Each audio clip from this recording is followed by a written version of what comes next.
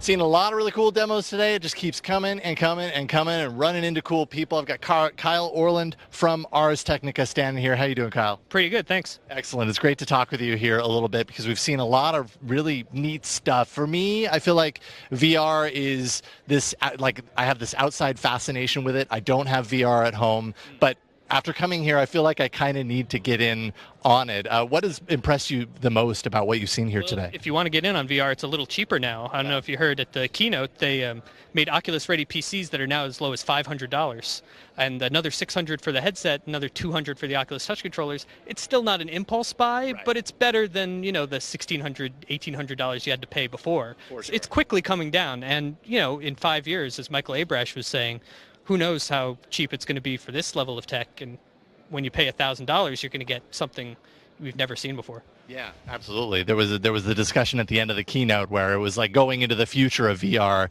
and I've just found myself throughout the course of that just saying, I want the future now.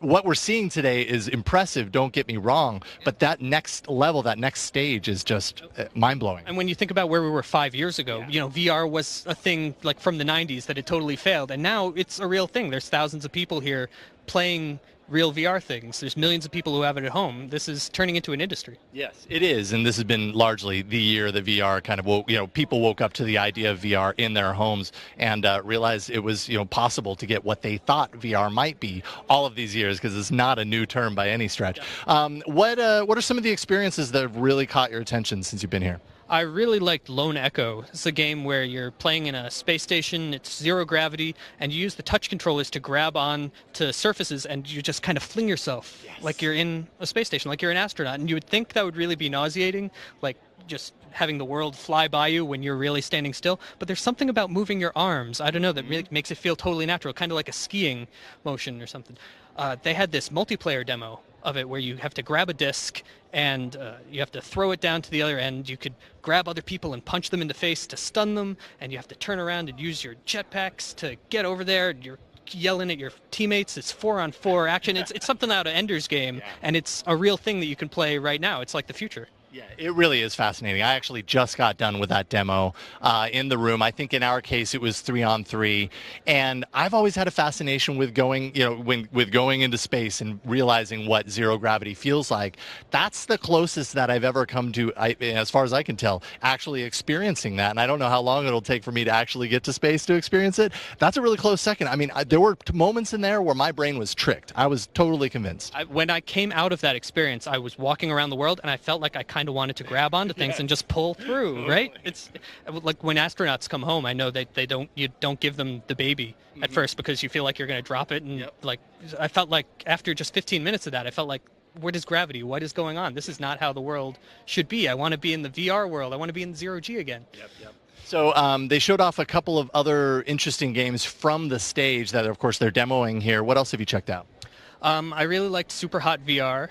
It's a adaptation of the game that came out earlier this year where it's a first-person shooter, but the world only moves when you move.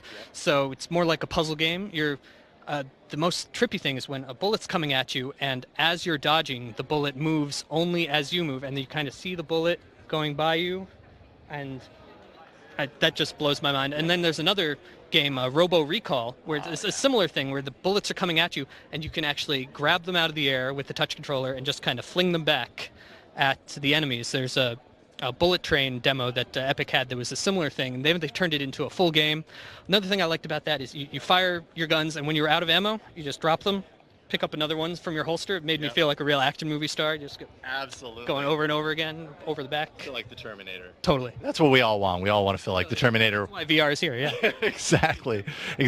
And then, of course, we had some good announcements from the stage. We've been wondering up until now when people were going to get their hands on Oculus Touch, literally. Now we know, and this really seems to be kind of like the coming out party for Oculus Touch. What are the details there? Yeah, December 6th. It's $199, which is kind of what we were expecting. So with the controllers, it's about the same price as the HTC Vive when you compare an apples to apples. I really feel like Oculus Touch makes the platform what it could be. when Oculus Rift launched earlier this year, it was kind of like a big monitor, very big, best 3D monitor you've ever seen. You can see all the way around you when you look around. That's amazing. But then you got this old Xbox controller that you're controlling with. You can only play kind of old-fashioned style games. Now, the touch controller I really like even better than the HTC Vive controller. You can open up your fingers, you can really grip things, the triggers are nice and spongy, you don't have to put a lot of pressure on them, and it really feels totally natural. You don't feel like you're gripping the controller with a death grip so you won't drop it. You can just move your wrists around and, feel natural with it. It's really the one to beat. Yeah, I would absolutely agree, and I'm not sure that I expected that coming into here. Just the fact that you can open, like there were certain game mechanics in I Expect You to Die, for example, where you have to extend your pointer finger in order to push buttons. You're not pushing a button actively on the controller to do that. You're actually extending your finger, and so it brings you more into the experience just in a real world perspective, and it just helps with that immersion. Yeah, and the controller knows that. It's not sensitive enough to differentiate between this and this, but you can have like a trigger finger, and seeing your finger out there or giving a thumbs up to someone in multiplayer, that was my favorite part. Yeah, right on. Well, Kyle Orland with Ars Technica, really appreciate you taking some time out of your game playing, because I know you got to get back to it. You just did some Rock Band, and I'm sure that was fun. I'm going to have to check that out. But thank you for talking with us today. Thank you.